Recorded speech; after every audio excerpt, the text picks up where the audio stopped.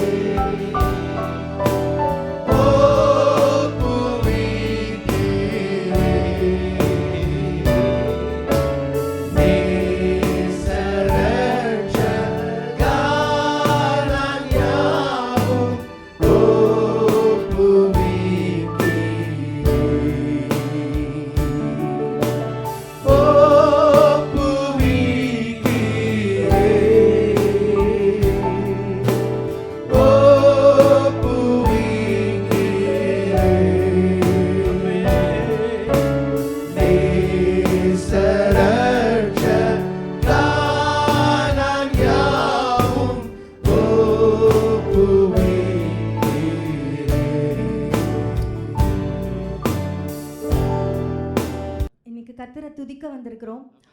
எரிகோ போன்ற சோதனைகள் முன்னே வந்தாலும் கர்த்தர் இஸ்ரவேல் ஜனங்கள் துதித்ததுனால மதில் வீழ்ந்தது. ஆனால் அதை விடிக்க செய்தவர் கர்த்தர். அதே போல் தாவீது கவனில் கல்லை எறிந்தார், ஆனால் கோலியாத் வீழ்ந்தது தேவனால். செங்கடலில் கோலை நீட்டினது மோசே, அந்த செங்கடல் பிளந்தது தேவனால். இந்த காரியங்கள் எல்லாம் எதை பார்க்குறோம் அப்படின்னா, நம்மளை செயல்பட வைத்து ஜெயத்தை அனுபவிக்க செய்கிற தேவன் நம் மத்தியிலே உண்டு. அதே போல் இன்றைக்கும் அந்த தேவன் வல்லமை குன்றி போகவில்லை. நம்ம நிறைய பிரச்சனைகளை கடந்து வந்திருக்கோம், அதை நம்ம கொண்டே செயல்படுத்துகிற தேவன் நம் மத்தியிலே உண்டு. நம்மளை ட்ரெயின் பண்ணுற கர்த்தர். இதை அவரே செஞ்சுட்டு போயிடலாம், ஆனால் நம்மளை பயன்பட செய்யணும், செயல்பட வைக்கணுன்றது தான் அவருடைய விருப்பம். அப்படி நிறையா காரியங்கள் நம்ம திரும்பி பார்த்தோன்னா நிறையா காரியங்கள் நம்ம கர்த்தர் செஞ்சுருப்பார். இன்றைக்கி நன்றியால் பாடுறதுக்கு வந்திருக்கிறோம். அதுக்கு நம்ம எழுதி வைக்க வேண்டிய அவசியம் இல்லை. நம்ம நிற்கிறதே முதல்ல அவருக்கு நன்றி சொல்லணும். எத்தனையோ கண்ணீரஞ்சலி போஸ்டர் பார்க்குறோம், அதுலெல்லாம் நம்மளுடைய படம் இல்லை பாருங்களேன், அதுவே பெரிய ஆச்சரியம். அதே மாதிரி பலி எண்ணிக்கை உயர்வுன்றாங்க, பலி எண்ணிக்கைன்னு கேள்விப்படுறோம். அந்த எண்ணிக்கையிலலாம் அந்த கவுண்டில் நம்ம இல்லை, அதுவே கர்த்தருடைய கிருபை. அதை நினச்சி நம்ம இந்த பாடலை பாடி ஆராதிப்போம். நன்றியால் துதிப்பாடு என் இயேசுவை நாவாலே என்றும் பாடு.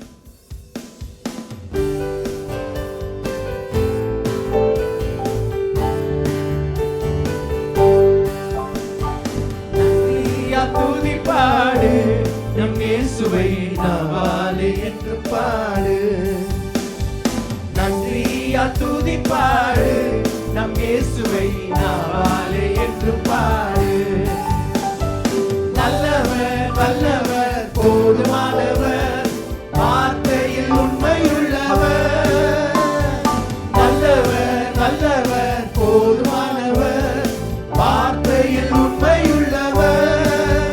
என்றும் நன்றியா துதிப்பாடு நம் இயேசுவை நாவாலே என்று பாடு. எரிகோ மதிலும் முன்னே வந்தாலும் இயேசு உந்தன் முன்னே செல்கிறார். எரிகோ மதிலும் முன்னே வந்தாலும் இயேசு உந்தன் முன்னே செல்கிறார். கலங்கிடாதே திகைத்திடாதே, துதியினால் இடிந்து விடும். ஆமென், ஹல்லேலூயா. கலங்கிடாதே திகைத்திடாதே, துதியினால் இடிந்து விடும். என்றும் நன்றியா துதிப்பாடு நம் இயேசுவை நாவாலே என்று பாடு. நன்றியா துதிப்பாடு நம் இயேசுவை நாவாலே என்று பாடு. துன்மார்க்கர் ஏதுவான வேறி கொள்ளாமல் தெய்வ பயத்தோடு என்றுமே. துன்மார்க்கர் ஏதுவான வேறி கொள்ளாமல் தெய்வ பயத்தோடு என்றுமே. ஆவியினால் என்றும் நிறைந்தே சங்கீத கீர்த்தனம் பாடு. ஆவியினால் என்றும் நிறைந்தே சங்கீத கீர்த்தனம் பாடு. என்றும் நன்றியா துதிப்பாடு நம் இயேசுவை நாவாலே என்று பாடு. நன்றியா துதிப்பாடு நம் இயேசுவை நாவாலே என்று பாடு. சரீரம் ஆத்துமா ஆவியினாலும் சோர்ந்து போகும் வேளையிலெல்லாம், சரீரம் ஆத்துமா ஆவியினாலும் சோர்ந்து போகும் வேளையிலெல்லாம், துதி சத்தத்தால் உள்ளம் நிறைந்தால் தூயரின் பலன் கிடைக்கும். துதி சத்தத்தால் உள்ளம் நிறைந்தால் தூயரின் பலன் கிடைக்கும். என்றும் நன்றியா துதிப்பாடு நம் இயேசுவை நாவாலே என்று பாடு. நன்றியா துதிப்பாடு நம் இயேசுவை நாவாலே என்று பாடு. வல்லவர் வல்லவர் போதுமானவர், வார்த்தையில் உண்மையுள்ளவர். ஆமென், ஹல்லேலூயா. வல்லவர் நல்லவர் போதுமானவர், வார்த்தையில் உண்மையுள்ளவர். என்றும் நன்றியா துதிப்பாடு நம் இயேசுவை நாவாலே என்று பாடு, நன்றியால் துதிப்பாடு, நம் இயேசுவை நாவாலே என்று பாடு. இந்த சாட்சி ஆராதனையிலே கர்த்தருக்கு நன்றி செலுத்தி நாம் ஜெபிக்கலாம். ஆண்டவரே, நீ நல்லவர், வல்லவர், போதுமானவராக இருந்தபடினால ஸ்தோத்திரம். உம்முடைய வார்த்தையில் உண்மையுள்ளவராக இருந்தபடினால ஸ்தோத்திரம். இதுகாரம் எங்களை பாதுகாத்து ஆண்டவரை பராமரித்து வழிநடத்தி வந்தபடினால் நன்றி செலுத்துகிறோம். ஆண்டவரே, உம்முடைய தாங்கிய புயத்துக்காக ஸ்தோத்திரம். ஹல்லேலூயா, ஹல்லேலூயா. தொடர்ந்து ஆண்டவரே அப்பா, இந்த நாளில் இந்த சாட்சியின் ஆராதனை மூலமா நம்முடைய நாம் மகிமைப்படும்படியா ஜெபிக்கிறேன். சாட்சியின் மூலமா எங்களோட பேசும்படியா ஜெபிக்கிறேன். ஆண்டவரே, உண்மையுள்ள சாட்சி ஆத்துமாக்களை உயிர்ப்பிக்கமே. இந்த நாளில் ஆண்டவரே, ஒவ்வொரு சாட்சியின் மூலமாய் ஆண்டவர் ஆத்துமாக்கள் உயிர்ப்பிக்கப்பட கிருபை தாரும். ஆசீர்வாதத்தை வழிநடத்தும் இயேசு நாமத்தில் வேண்டிக் கொள்கிறோம் பிதாவே, ஆமென். கர்த்தருடைய வார்த்தை கடந்து போகலாம். ஒவ்வொரு முறையும் அருமையாவுள்ளே வந்து நிற்பது ஒரு கடினமான காரியம். Lord, what should I share to your people? உம்முடைய ஜனத்துக்கு please understand, I'm just a bearer. ஒரு ஹோட்டலில் போய் சாப்பாடு ஆர்டர் பண்ணும்போது அந்த சாப்பாடை கொண்டு வர ஆள் தான் நான், சமைக்கிற ஆள் நான் கிடையாது. I'm just a bearer. So பல நேரங்களில் அருமையாவுள்ளே இதை கொண்டு வரும்போது அங்கே என்ன இருக்குது, அதை எதை கொண்டு வரணும், பல நேரத்தில் தெரியாமல் திகைத்து நிற்கிற காலங்கள் உண்டு, நேரங்கள் உண்டு. இந்த வருஷத்தின் கடைசியிலே கடந்து வருகிறோம். கடந்து வர கர்த்தர் கிருபை தந்தார். இம்மட்டும் வந்தது தேவனுடைய சுத்த கிருபை. ஆமென். ஹல்லேலூயா, ஹல்லேலூயா. ஆங்கில ஆராதனையில், ஆங்கில பைபிள் ஸ்டடியில் அப்போஸ்தலர் நடபடிகளை நாங்கள் தியானித்து கொண்டு இருக்கிறோம். அப்போஸ்தலர் நடபடிகளில் குறிப்பாக 9ஆம் அதிகாரத்தில் பார்க்கும் பொழுது சவுல் அருமையாவில் இந்த கிறிஸ்தவர்களை துன்பப்படுத்துகிறதை பார்க்கிறோம். அது எப்படி பார்க்கிறோம் என்றால், அருமையாவில் இந்த மார்க்கத்தார் என்று பார்க்கிறோம். இங்கிலீஷில் வாசிக்கும் போது பீப்புள் ஆஃப் த வே. அப்படி என்றால் கிறிஸ்தவர்களுக்கு அருமையாவில் அன்றைக்கு கொடுக்கப்பட்ட ஒரு பெயர் என்னவென்றால் பீப்புள் ஆஃப் த வே. அதை பார்க்கும்பொழுது என்னென்ன பெயர்கள் என்று பார்த்தோம். முதலாவது அப்போஸ்தலர் நடபடிகளில் சபை ஆரம்பிக்கப்பட்ட ஒரு காலம். முதல் பெயர் பார்த்தீங்கன்னா விசுவாசிகள். நம்மளாம் யாருங்க? விசுவாசிகள். அப்படின்னா நம்ம ஒரு காரியத்தை விசுவாசிக்கிறோம், ஒரு காரியத்தை நம்புகிறோம். ஆமென், ஹல்லேலூயா. ஒரு நம்பிக்கை உண்டு. நம்பிக்கை, விசுவாசம், believe. We are called believers. You only believe what you don't know. Once you know, you don't have to believe. Amen. Once you know, you don't have to believe. I believe that you're good. I can't say I know that you're good. நீங்க நல்லவங்க நான் நம்புறேன். ஆனால் அறிந்து கொள்ளலாம் அருமையானவர்களே, இன்றைக்கு நம்முடைய தேவனை, காணாத தேவனை அருமையானவர்களே நாம் நம்புகிறோம். நமக்கு பல காரியங்களை நம்ம பார்க்கலாமா, பல காரியங்கள் நமக்கு தெரியல. குறிப்பாக வெள்ளிக்கிழமை அருமையாவில் ப்ரையர் மீட்டிங் முடிச்சுட்டு ஒவ்வொரு வீட்டுக்கு போனால் எல்லா செய்தியும் வந்து ஹோப்பு தான். எல்லாரும் ஹோப் அடுத்து நம்பிக்கை குறித்து தான் செய்தி இருந்தது. அருமையாவில் பல நேரங்களில் நமக்கு தெரியலம்மா. Because we are called believers because நாம் பார்க்கவில்லை, பார்க்காமல் நம்புகிறோம். ஆமென், ஹல்லேலூயா. we are called, that's our main identity. we are believers. அது மாத்திரமல்ல, நமக்கு பெயர் அங்கே அப்போஸ்தலர் நடபடிகளில் பார்க்க வேண்டும் என்றால் சீஷர்கள். பல இடங்களில் அருமையாவில் ஆண்டவரை பின்பற்ற மக்களுக்கு பெயர் சீஷர்கள், டிசைபிள்ஸ். பல காரியங்களை பார்க்கறதுக்கு நேரம் இல்லை. இன்னொரு பேர் பார்த்தீங்கன்னா பின்பற்றுகிறவர்கள், ஃபாலோவர்ஸ். அவரை பின்பற்றுகிற, இதுதான் நம்முடைய அடையாளம். நாம் எப்பொழுதுமே நாம் போகவில்லை, நம்முடைய அருமையாவிலே மெய்ப்பனுடைய அடிச்சுவடுகளை பின்பற்றுகிறோம். பார்த்தீங்கன்னா we are followers. Amen. We are not leaders, we are following. அது மாத்திரமல்ல, அப்போஸ்தலர் நடபடிகள் இன்னொரு பேர் பார்த்தீங்கன்னா பரிசுத்தவான்கள். ஹல்லேலூயா. பரிசுத்தவான்கள்ல பிரித்தெடுக்கப்பட்டவர்கள், உலகத்திலிருந்து பிரித்தெடுக்கப்பட்டவர்கள், ஆண்டுடைய ஒரு குறிப்பிட்ட ஊழியத்துக்கு என்று கர்த்தர் பிரித்து வைத்திருக்கிறார். we are saints. ஆமென், ஹல்லேலூயா. அது மாத்திரமல்ல, அப்போஸ்தலர் இன்னொரு பேருக்கு பார்த்தீங்கன்னா நசரேயர்.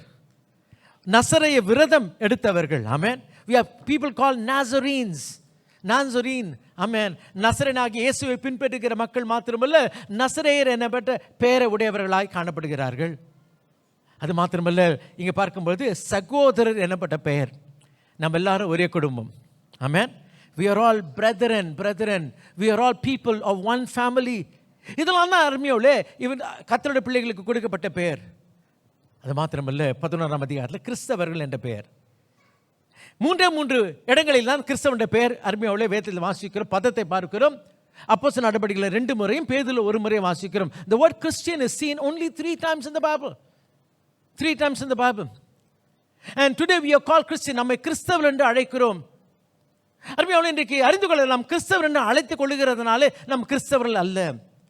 முதலாவது அருமையானவர்களே, கிறிஸ்தவனுடைய பெயர் எங்கே பார்க்கிறோம் என்றால் அப்போஸ்தலர் நடபடிகள் 11ஆம் அதிகாரத்தில் பார்க்கிறோம். ஒரு வருஷ காலம் அருமையானவர்களே அந்தியோகியாவில் இருக்கிற மக்களை கண்ட பிறகு, அதாவது குறிப்பாக பவுல் அங்கே வந்த பிறகு ஒரு வருஷம் பிறகு அவளுக்கு பேர் என்னங்க? கிறிஸ்தவர்கள். பவுல் வரத்துக்கு முன்னாடி அந்தியோகியாவில் எழுப்புதல் இருந்துச்சு. எழுப்புதல் இருந்தபடினால எருசலேம் சபை பர்னபா அனுப்புகிறாங்க, போய் பாருப்பா, அங்கே பெரிய ரிவைவல் நடக்குது பாருன்னா, அங்கே சபை பெருகுது, வல்லமை இருக்குது, ஆவியின் நிறைவு இருக்குது, எல்லாம் நடக்குது. அங்கே பர்னபா பார்த்து அங்கே சூப்பராக இருக்குன்னு பார்த்துட்ட பிறகு அங்கேருந்து எங்கே போகிறான்னா தர்சுக்கு போயிட்டு பவுலை அழைத்து கொண்டு வருகிறதை பார்க்கிறோம். அங்கே பவுலை மறுபடியும் எருசலேமுக்கு கொண்டு வரல, எங்கே கொண்டு வந்தான்? அந்தியோகியா கொண்டு வந்த பிறகு ஒரு வருஷ பிறகு அங்கே அவங்களுக்கு பேர் என்னவா? கிறிஸ்தவர்கள். அப்படின்னா நான் நம்புகிறேன், யாருக்கு ஃபஸ்ட்டு பேர் கிறிஸ்டியன்னா பவுல் தான். பவுல் வரத்துக்கு முன்னாடி அந்தியோகியாவில் கிறிஸ்தவன் பேர் இல்லை. அங்கே எழுப்புதல் இருந்துச்சு, சபை வளர்ந்துச்சு, எல்லாம் இருந்துச்சு. எருசலேம் இந்த சபைக்கு கிறிஸ்தவனுடைய பெயர் இல்லை. அருமையானவர்களே, எருசலேம் இந்த சபை சமாரியாவுக்கு வந்தது, அப்பொழுதும் கிறிஸ்தவனுடைய பெயர் இல்லை. கொர்நேலியு ஆண்டவர் ஏற்றுக்கொண்டான், புறஜாதிகளும் ஏற்றுக்கொண்டார்கள். அப்போ கூட பார்த்தீங்கன்னா கிறிஸ்தவன் பேர் வரல. 10ஆம் அதிகாரத்தில் பார்க்கிறோம். 11ஆம் அதிகாரத்தில் அங்கே எழுப்புதல் நடந்தது. அந்த எழுப்புதலில் சில காலம் பிறகு சவுல் வந்து சேருகிறதை பார்க்கிறோம். சேர்ந்த பிறகு ஒரு வருஷம் கழிச்சு தான் அவங்களுக்கு கிறிஸ்தவர்கள். அப்படின்னு பார்த்தீங்கன்னா உண்மையாகவே கிறிஸ்தவர்களின் அடையாளம் யாருங்க? சவுல், பவுல். ஆமென், ஹல்லேலூயா. ஸோ இங்கே பார்க்கும்பொழுது the word Christian really, it notes to Saul or Paul in the New Testament, an amazing character. அடுத்தபடியாக இந்த கிறிஸ்தவனுடைய பேர் எங்கே வாசிக்கிறோம் என்றால், வாசிக்கலாம் அருமையானவர்களே, அப்போஸ்தலர் நடபடிகள் 26ஆம் அதிகாரம் 28ஆம் 29ஆம் வசனத்தை வாசிக்கலாம். அப்பொழுது அகிரிப்பா பவுலை நோக்கி, நான் கிறிஸ்தவனாவதற்கு கொஞ்சம் குறைய நீ என்னை சம்மதிக்க பண்ணுகிறாய். சற்றேற குறைய என்னை கிறிஸ்தவனாக பண்ணுகிறாய். நான் ஆல்மோஸ்ட் என்ன ஆயிட்டேன்? நான் கிறிஸ்டியன் ஆயிட்டேன். அடுத்தது வாசிக்கலாமா? நீ என்னை சம்மதிக்க பண்ணுகிறாய் என்றான். அதற்கு பவுல் நீர் மாத்திரமல்ல இன்று என் வசனத்தை கேட்கிற யாவரும் கொஞ்சம் குறைய மாத்திரமல்ல இந்த கட்டுகள் தவிர முழுவதும் என்னை போலாகும்படி தேவனை வேண்டிக் கொள்கிறேன் என்று. And Paul says, not just almost, I want you to become altogether a Christian. Hallelujah. இந்த நாளிலே செய்தி almost but not quite there. சற்றேற குறைய அருமையாளை நான் காணப்படுகிறேன், ஆனாலும் முற்றிலும் அல்ல. இதுதான் அருமையான நம்முடைய நிலைமையாக இருக்கிறது. வருஷத்தின் கடைசியில் வந்திருக்கிறோம்.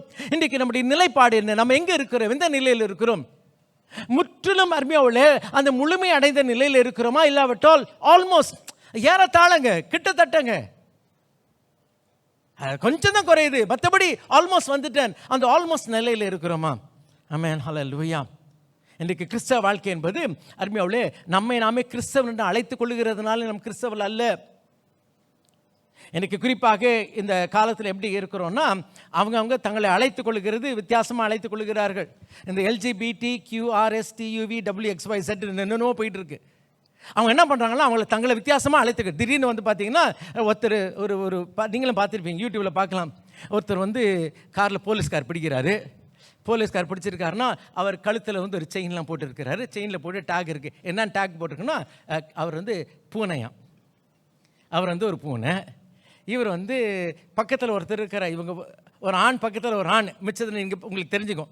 ஓகே, இந்த போலீஸ்கார் வந்து பார்த்து கேட்குறாரு, என்னப்பா இந்த ஸ்பீடாக வர, என்னை வந்து என்னப்பாலாம் சொல்லக்கூடாது, என்ன சொல்லணும், என்ன பூனை, என்ன பூனை, எனக்கு பூனைன்னு சொல்லி கூப்பிடணும். சரிப்பா பூனை, சரி என்னப்பா ஸ்பீடாக வர, ஒன்று ஐடி கொடுப்பா. ஐடிலாம் தெரியுது, இங்கே பூனைன்னு போட்டிருக்கேன்ல, இதுதான் என் ஐடி. என் ஐடி என்னது? பூனை போட்டு. இதுக்கு பாருங்க என்ன பேசுறது. ஆமாம், அவர் யார்? உன் பார்ட்னரா? ஏன் பார்ட்னர்னு சொல்கிற? அதாவது அவங்களுடைய அடையாளம் வந்து தப்பாக சொல்கிறான். அப்புறம் போலீஸ்கார் பார்த்தாரு, இது வேலைக்காகாது. நான் கடைசியாக ரூல் புக்கை படித்தேன். பூனை வந்து கார் ஓட்டக்கூடாதுன்னு போட்டிருக்கு. ஸோ ஒன்று பண்ணுறேன், 2 காரியம் உனக்கு பண்ணுவேன். ஒன்று போய் அனிமல் அந்த போர்டில் வந்து போட்டு சேர்த்துருவேன் நான். அதுக்கு பிறகு உனக்கு ஓனர் யார் ஓட்டோ அதை வந்து பார்க்கலாம். இல்லாட்டி உனக்கு மனநிலை சரியில்லைன்னு சொல்லிட்டு பைத்தியக்கார ஆஸ்பத்திரியில் சேர்க்குறேன். இது 2த்துக்கு என்ன ஒத்துக்கிறேன்? அப்புறம் லைசன்ஸ் எடுத்து கொடுத்தான்.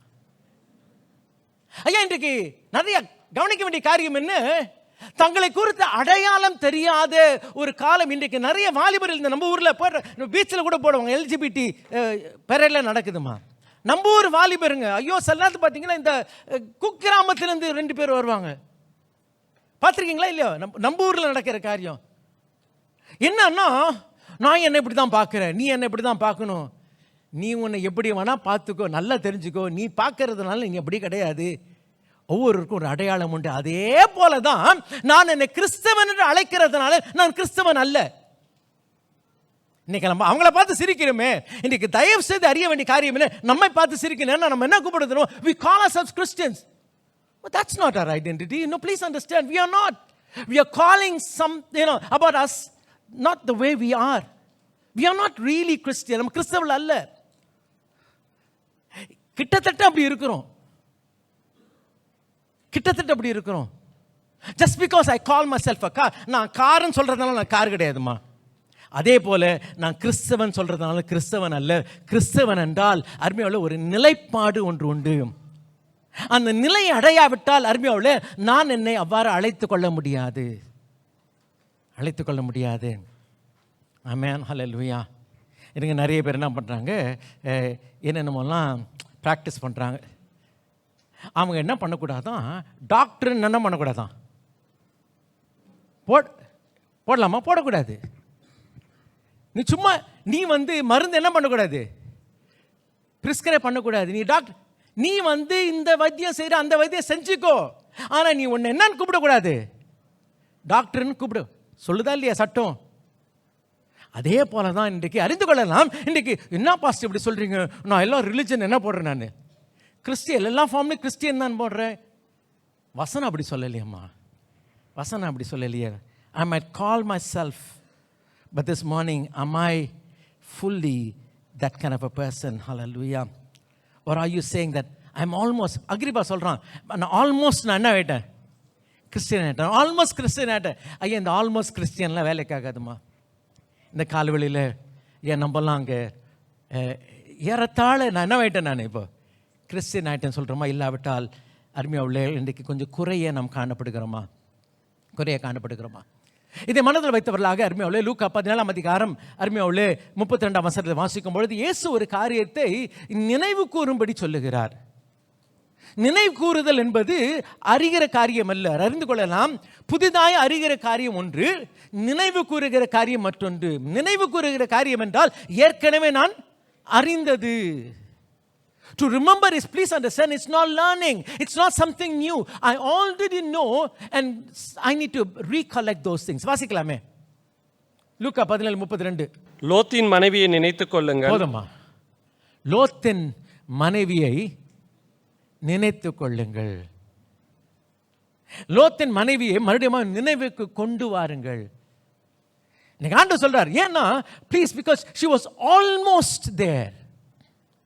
She was almost, அருமையாவுள்ள அவ ஏறத்தாழ கிட்டத்தட்ட அருமையாவுள்ள அந்த விடுதலைக்குள் கடந்து வந்து விட்டாள். ஆனா அவ ஏறத்தாழ தான், முழுசா இல்லை.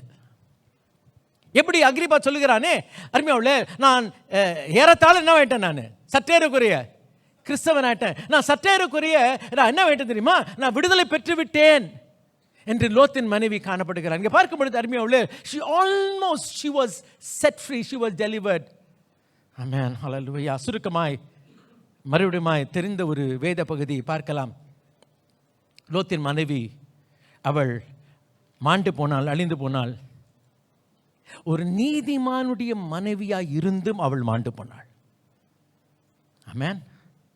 Though being the wife of a righteous man, she still perished. Remember Lot's wife. 2 பேதுரு 2ஆம் அதிகாரம் 7-8 வசனம் வாசிக்கும் பொழுது அருமையாவுள்ளே பார்க்கிறோம், லோத்து எப்படிப்பட்டவனா, நீதிமான். வாசிக்கலாமே. அக்கிரமக்காரருக்குள் வாசமாயிருக்கையில் அவர்களுடைய காமவிகார நடக்கையால் வருத்தப்பட்டு நாள்தோறும் அவர்களுடைய அக்கிரம கிரியைகளை கண்டு கேட்டு நீதியுள்ள தன்னுடைய இருதயத்தில் வாதிக்கப்பட்ட நீதிமானாகிய லோத்தை அவர் யாருங்க? நீதிமான். இவ யாருன்னா நீதிமானுடைய மனைவி. ஐயா, அறிந்து கொள்ளலாம், இந்த காலவெளியிலே கிறிஸ்தவம் என்பது என்ன தெரியுமா? தனிப்பட்ட ஒரு உறவு, தனிப்பட்ட ஒரு Christianity is something very personal.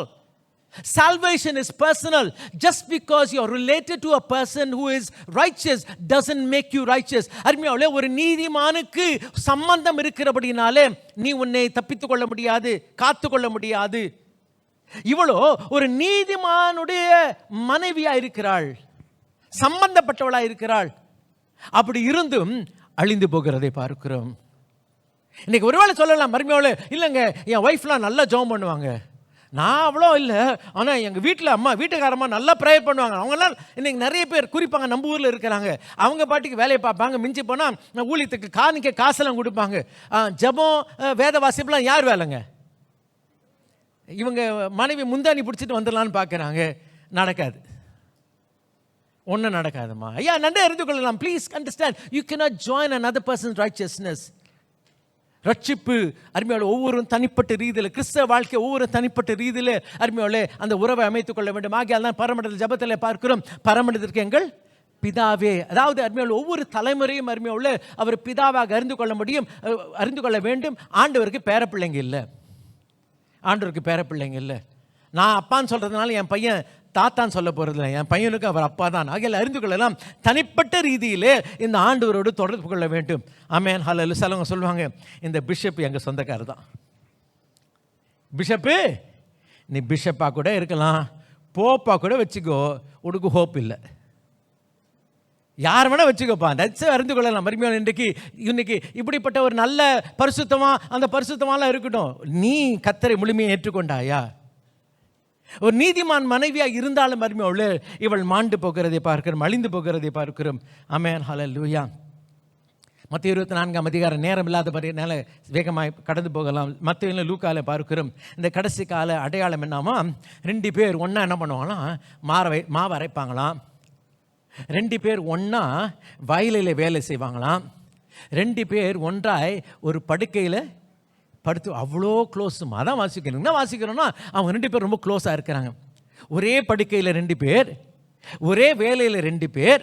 அருமையாவில் மாவு அரைக்கிறதுனா இன்றைக்கி இப்போல்லாம் கிரைண்டர்லாம் போட்டு போயிடுவோம். கிரைண்டர் கூட கிடையாது, இப்போல்லாம் கடையில் என்ன பண்ணிடுறது, மாவை வாங்கிறது. முன்னெல்லாம் பார்த்தீங்கன்னா மாவு ஆட்டும் போது அப்படி ஒருத்தர் வந்து ஆட்டுவாங்க, ஒருத்தர் என்ன பண்ணுவாங்க, கை விடுவாங்க. அது ஒழுங்காக கை விடணும், இல்லாட்டி கை மாட்டிக்கும். அதில் வந்து பார்த்தீங்கன்னா ஒரு ப்ராப்பர் அருமையோட கோஆர்டினேஷன் இருக்கணும்.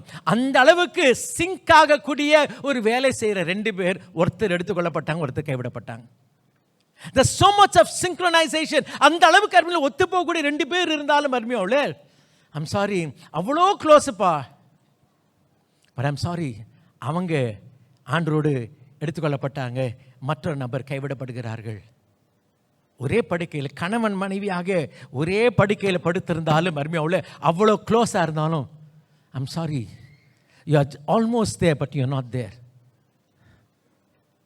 இந்த நாளில் அறிந்து கொள்ளலாம் அருமையாவில். இன்றைக்கு நிறைய கிறிஸ்தவங்க இந்த வருஷத்துக்கு கடைசியில் அறிய வேண்டிய காரியம், நான் முழுசாக இருக்கிறேன்னா இல்லாட்டி ஏறத்தாழ இருக்கிறேன்னா.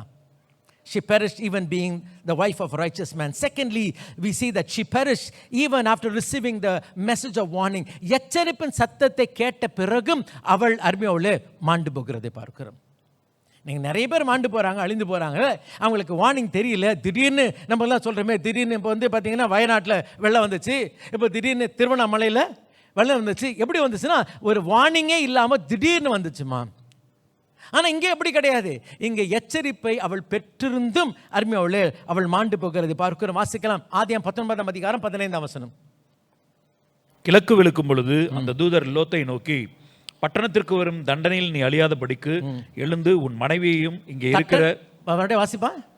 கிழக்கு வெளுக்கும் பொழுது கடைசி ஸ்டேட்மெண்ட், அவன் வரும் அழிவை, பட்டணத்திற்கு வரும் தண்டனையில் நீ தண்டனையை நீ அழியாதபடிக்கு எழுந்து, நீ அழியாதபடிக்கு நீ அழியாதபடி, அதில் நீ சாகாதபடி, அழியாதபடியா நீ எழும்பி போ.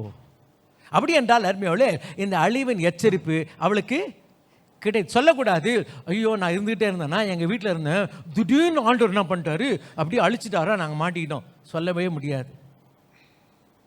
இந்த எச்சரிப்பின் சத்தம் அருமையோடு கேட்கப்பட்டது. எச்சரிப்பின் சத்தம் கேட்கப்பட்டது. She was warned earlier. மத்திய 24ஆம் அதிகாரம் 25ஆம் வசனத்தை வாசி. இதோ முன்னதாக உங்களுக்கு அறிவித்திருக்கிறேன். இதோ முன்னதாக உங்களுக்கு அறிவித்திருக்கிறேன். எப்போமா?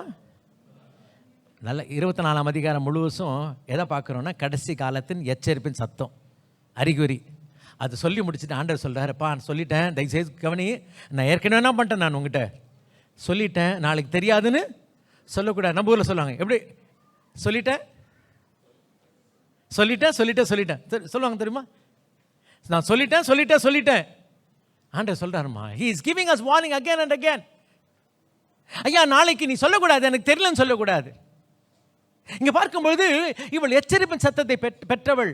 யோவான் 3:16 வாசிக்கும்பொழுது அருமையாள ஒருவரும் கெட்டு போகாதபடி ஒரு நற்செய்தி கொடுக்கப்படுகிறது. 36 வாசிக்கலாமே, யோவான் 3:36 வாசிக்கலாம். குமாரனிடத்தில் விசுவாசமாய் இருக்கிறவன் நித்திய ஜீவனை உடையவனாய் இருக்கிறான். குமாரனை விசுவாசியாதவனோ ஜீவனை காண்பதில்லை. ஜீவனை காண்பதில்லை. ஐயா, இந்த எச்சரிப்பு ரொம்ப தெளிவாக ஆண்டவர் சொல்கிறாருப்பா, ரொம்ப தெளிவு. சரி, எச்சரிப்பு பார்த்தீங்கன்னா அருமையாளே 3 விதமான எச்சரிப்பை எல்லாருக்கும் கற்றுக் கொடுத்துருக்க. முதல் எச்சரிப்பு பார்த்தீங்கன்னா மனசாட்சியின் எச்சரிப்பு, the warning through our own conscience. Amen. எல்லாருக்கும் கத்தர் பார்த்தீங்கன்னா இன்றைக்கு மனசாட்சின்னு கத்தர் கொடுத்துருக்கிறார். இன்றைக்கு மனிதனாக பிறந்த அத்தனை பேருக்கும் ஆண்டவர் ஒரு மனசாட்சி வைத்திருக்கிறார். நம்ம தப்பு பண்ணால் அங்கே தப்பு பண்ணால் அங்கே தப்பு பண்ணால் கொஞ்சம் என்ன பண்ணோம், லப்பு தப்புன்னு சொல்லணும். நம்ம தப்பு பண்ணால் லப்பு தப்புன்னு அடிக்கும். இன்றைக்கி ஐயா நீ தப்பு பண்ணுறப்பா, you are doing something wrong, there's a conscience that pricks you. Abimelech சொல்கிறான், ஆண்டவர்கிட்டே சொல்கிறான், ஆண்டவரே இவன் தான் சொன்னான், அவள் யாராம், சகோதரி, அவளும் சொன்னான் இவன் சகோதரன். பாருங்க, என் மனசாட்சியில் எந்த லப்பு தப்பும் எனக்கு அடிக்கலை. ஆண்டவர் கூட சொல்கிறேன், ஆமாப்பா உன் மனசாட்சி எப்படி இருக்குது நமக்கு தெரியும். நான் ஆதியாகமத்தில் வாசிக்கிறோம் 20ஆம் அதிகாரம் 5-6, நேரம் இல்லாத பண்ணினால் கடந்து போகலாம். ஆண்டவர் ஆமாப்பா உன்னுடைய மனசாட்சி எப்படி இருக்கு, சுத்தமாக, நீ உத்தம இருதயத்தோடு இருக்கிற. So he says, you know, my conscience is clear. இந்த காலவெளியில் அருமையாக உள்ள இன்றைக்கு நம்முடைய கான்சியன்ஸ் எப்படிமா இருக்கு? 1 யோவான் 3ஆம் அதிகாரம் 21 வாசிக்கலாம். 1 யோவான் 3:21. பிரியமானவர்களே, நம்முடைய இருதயம் நம்மை குற்றவாளிகள் என்று தீர்க்காதிருந்தால் நாம் வேற யாரும் இல்லைம்மா, என் மனசே சொல்லுது நான் செய்கிறது தப்பு. வேற யாரும் சொல்ல வேண்டாம், நான் ஆர்கியூ பண்ணலாம், எல்லாம் பண்ணலாம், ஆனால் என் மனசே சொல்லுது நான் பண்ணது என்னங்க தப்பு. அதுக்காக ஸ்தோத்திரம், நம்மை நாம் திருத்திக் கொள்ளலாம். ஸோ ஆண்டவர் எப்படி எச்சரிக்கிறார் என்றால், முதலாவது நம்முடைய மனசாட்சியின் மூலமாக எச்சரிக்கிறார், இரண்டாவது அவருடைய வார்த்தை கொண்டு நம்மோடு எச்சரிக்கிறார். ஹல்லேலூயா. வார்த்தை கொண்டு பல காரியங்களை வாசிக்கலாம். பெருமில்லை, சங்கீதம் 19ஆம் அதிகாரம் 7-11 வாசிக்கலாம். சங்கீதம் 19 7-11. கர்த்தருடைய வேதம் குறைவற்றது, ஆத்துமாவை உயிர்ப்பிக்கிறதுமாய் இருக்கிறது. ஆத்துமாக்களை உயிர்ப்பிக்கிறது. கர்த்தருடைய சாட்சி சத்தியமும், ஆமென், வேதையை ஞானியாக்குகிறதுமாய் இருக்கிறது. கர்த்தருடைய நியாயங்கள் செம்மையும், இருதயத்தை சந்தோஷிப்பிக்கிறதுமாய் இருக்கிறது. கர்த்தருடைய கற்பனை தூய்மையும், கண்களை தெளிவிக்கிறதுமாய் இருக்கிறது. கர்த்தருக்கு பயப்படுகிற பயம் சுத்தமும், என்றைக்கும் நிலைக்கிறதுமாய் இருக்கிறது. கர்த்தருடைய நியாயங்கள் உண்மையும், அவைகள் அனைத்தும் நீதியுமாய் இருக்கிறது. அவைகள் பொன்னிலும் மிகுந்த பசுமொன்னிலும் விரும்பப்படத்தக்கதும், தேனிலும் தேன்குட்டிலிருந்து ஒழுகும் தெளிதேனிலும் மதுரமுள்ளதுமாய் இருக்கிறது. அன்றியும் அவைகளால் உமது அடியேன் எச்சரிக்கப்படுகிறேன். ஹல்லேலூயா, ஹல்லேலூயா. இந்த வேத வசனம் என்ன பண்ணுது நம்மள? முதலாவது பார்த்தீங்கன்னா மனசாட்சியின் மூலமாக கர்த்தர் நம்ம எச்சரிக்கிறார், அது கேட்குது. அடுத்தது நம்முடைய வேத வசனத்தை வாசிக்கும் போதெல்லாம் சில நேரத்தில் நம்ம வாசிச்சிட்ட உடனே கொஞ்சம் ஒரு மாதிரி இருக்க, உடனே பேச திருப்போம்ல, பண்ணுறது இல்லையா? திருப்பினாலும் ஆண்டவர் அதை வச்சு பேசுவார். நீ திருப்பினாலும் அது திரும்ப திரும்ப பேசும். இதான் உண்மை. ஏன்னா இது ஜீவ வார்த்தையாச்சே. இந்த வார்த்தையை கொண்டு கர்த்தர் பேசுகிறார். ஆமென், எச்சரிக்கிறார். மூன்றாவது பார்க்கும் பொழுது இந்த செய்தியின் மூலமாய், பிரசங்கத்தின் மூலமாய் கர்த்தர் நம்ம எச்சரிக்கிறார். நோவா கூட என்ன பண்ணா வாசிக்கிறேன், எபிரேயர் 11ஆம் அதிகாரத்தில் வாசிக்கும் பொழுது அவன் ஜனங்களிடத்தில் பிரசங்கித்தான் பார்க்கிறோம். ஐயா அழிவு வரப்போகிறது. யோனா பிரசங்கிக்கிறான், அருமையாவுள்ளே திசிக்கிறதுல நினைவேக்கு அழிவு வரப்போகிறது. அருமையாவுள்ளே இந்த எச்சரிப்பின் சத்தம் செய்தியின் மூலமாக வருகிறது. இந்த நாட்களில் இந்த செய்தி இன்னைக்கு குறைஞ்சிக்கிட்டு இருக்கு. யாருக்கு எச்சரிப்பின் சத்தம் பிரசங்கம் இல்லை, பிரசங்கம் கேட்கவும் விருப்பம் இல்லை, பிரசங்கம் பண்ணுறதுக்கும் விருப்பம் இல்லை. ஏன்னா அப்படி பண்ணால் ஆட்கள் போயிடுவாங்க. இன்னைக்கு எல்லாம் கிருப நேசிக்கிற பாசம் நேசம் ஆசீர்வாதம் செய்தி இருக்கும்போது இன்றைக்கு கர்த்தர் என்ன பண்ணார்? எச்சரிப்பின் சத்தத்தின் மூலமாக கர்த்தர் பேசுகிறார். இது நல்லது, இது கர்த்தர் கொடுக்கிற ஒரு அவகாசம். ஹல்லேலூயா. மனசாட்சி கர்த்தர் வார்னிங் கொடுக்கிறார், வசனத்து மூலமாய் வார்னிங் கொடுக்கிறார், பிரசங்கத்து மூலமாய் அருமையோலே கர்த்தர் எச்சரிக்கிறார். அருமையோலே இதெல்லாம் எதற்கு என்றால் நீங்களும் நானும் அழியாதபடி, நீங்களும் நானும் அழியாதபடி. ஹல்லேலூயா, ஹல்லேலூயா. தயவுசெய்து அறிந்து கொள்ளலாம், எச்சரிப்பு என்பது நம்முடைய சத்துரு அல்ல. Warning is not our enemy. இன்னைக்கு பல நேரங்கள் அருமையோலே எச்சரிப்பை, சிச்சையை நம்ம சத்ருவாய் அருமையோலே கருதுகிறோம். இது எனக்கு சத்ரு அல்ல. அங்கே அபாயம் சொன்னா அது எனக்கு நல்லது. எனக்கு அந்த போர்டை பார்க்கவே எனக்கு இஷ்டம் இல்லை, எடுத்து போடு, அப்புறம் படு. ஐயா இன்றைக்கு அறிந்து கொள்ளலாம் அருமையோலே, இன்றைக்கு நிறைய அறிந்து கொள்ளலாம். இன்றைக்கு நம்மளாம் தப்பு செய்யலாமா? நம்மள என்ன செய்கிறோம் தெரியுமா? மீறுதல் செய்கிறோம். வித்தியாசம் இருக்கு. நம்மெல்லாம் தவறு செய்யல. We don't make mistakes. We actually trespass. அப்படி என்றால் நான் போர்டு இருக்கு, என்ன போர்டு? அத்துமீறுவோர் தண்டிக்கப்படுவோர் போர்டு இருக்கு, அதை பார்த்து மீறி செய்கிறேன். அப்போனா வார்னிங் இருக்கு, வார்னிங் பார்த்தும் போகிறேன், மாட்டிக்கோ. ஹல்லேலூயா. ஐயா இவள் அழிந்து போனா, முதல் அழிந்து போனா, ஒரு நீதிமானுடைய மனைவியாக இருந்தும் அழிந்து போனாள். இரண்டாவது பார்க்கும்போது ஒரு எச்சரிப்பின் சத்தத்தை கேட்ட பின்பும் அழிந்து போகிறாள் என்று பார்க்கிறோம். துக்ககரமான காரியம். மூன்றாவது பார்க்கும் பொழுது அருமையோடு இந்த 19ஆம் அதிகாரம் 16, 17 வாசிக்கும் பொழுது வாசிக்கலாமே.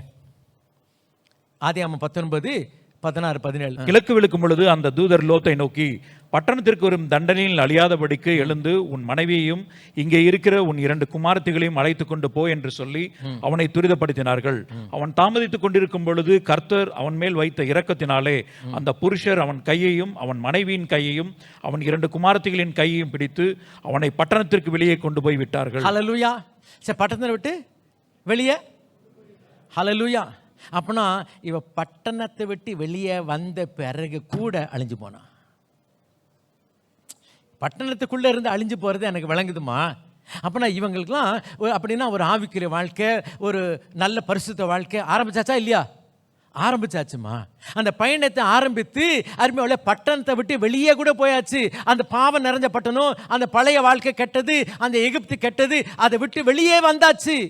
நான் இன்னும் அங்கே உள்ள இல்லை, அந்த சோதம்குள்ள இல்லை, நான் இன்னும் எகிப்துக்குள்ள இல்லை, அந்த உலகத்துக்குள்ள இல்லை, வெளியே வந்துட்டேன்ப்பா, சந்தோஷம். ஆனா முழுமையாய் அந்த விடுதலை பெற்று இருக்கிறாயா? இல்லை. அருமையானவர்களே, இன்றைக்கு உலகத்தோடு இருக்கிறவங்களுக்கு அழிவு இருக்கு, எனக்கு விளங்குது. I can understand. How can you perish after coming out of Sodom?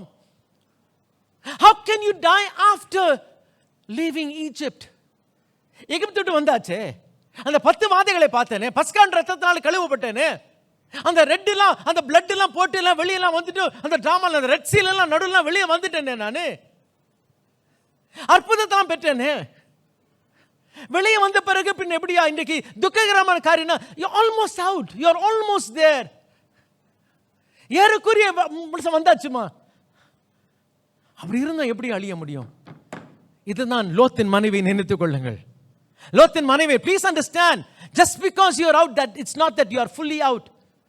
Amen, hallelujah. லோத்தின் மனைவி நினைத்துக் கொள்ளலாம். She has taken steps out of Sodom. பல அடிகளை எடுத்து முன் வந்தாள். ஆமென். ஆனாலும் அருமையாலே மாண்டு போகிறது பார்க்கிறோம். ஆமென், ஹல்லேலூயா.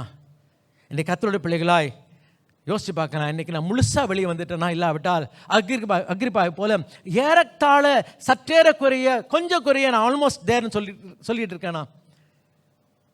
5வது பார்க்கும் பொழுது அருமையாவுள்ளே 16ஆம் வருஷத்தில் போன்னு சொன்னால் போல கடைசியில் இவங்க கையை பிடிச்சது யார்?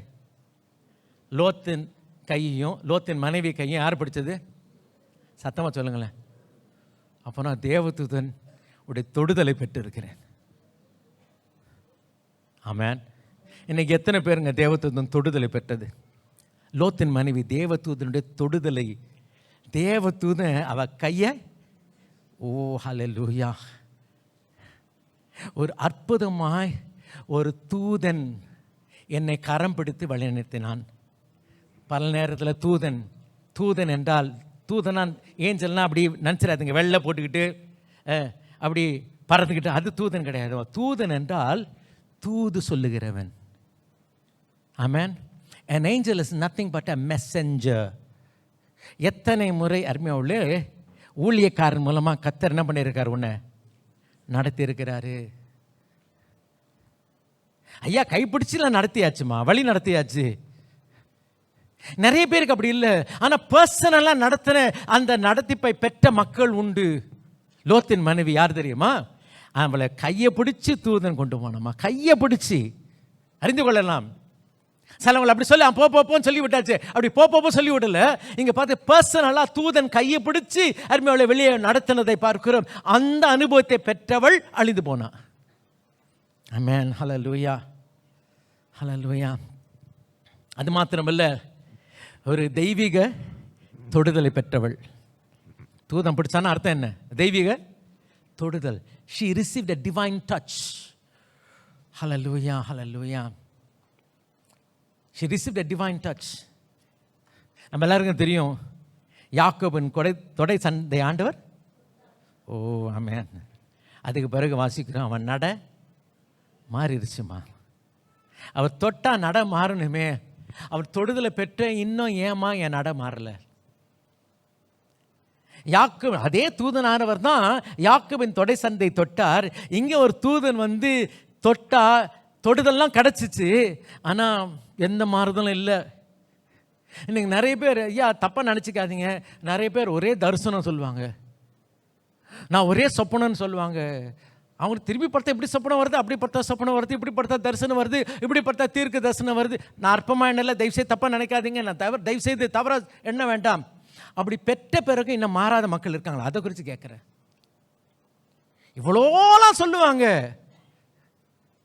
ஆண்டவர் அற்புதமாக நடந்தது, வெரி குட், வண்டர்ஃபுல். இன்னைக்கு உன் வாழ்க்கை எப்படிப்பா இருக்கு? Are you out or are you still wanting in your life? வாழ்க்கையில் இன்னும் குறை காணப்படுகிறதா? இவ்வளவு தேவனுடைய தொடுதலை பெற்ற நீ எப்படி இருக்கணும் தெரியுமா? மற்றவங்களை காட்டில் அங்கே நிற்கணும், அங்கே இருக்கணும். ஆனால் அப்படி இல்லையே, அப்படி இல்லையே.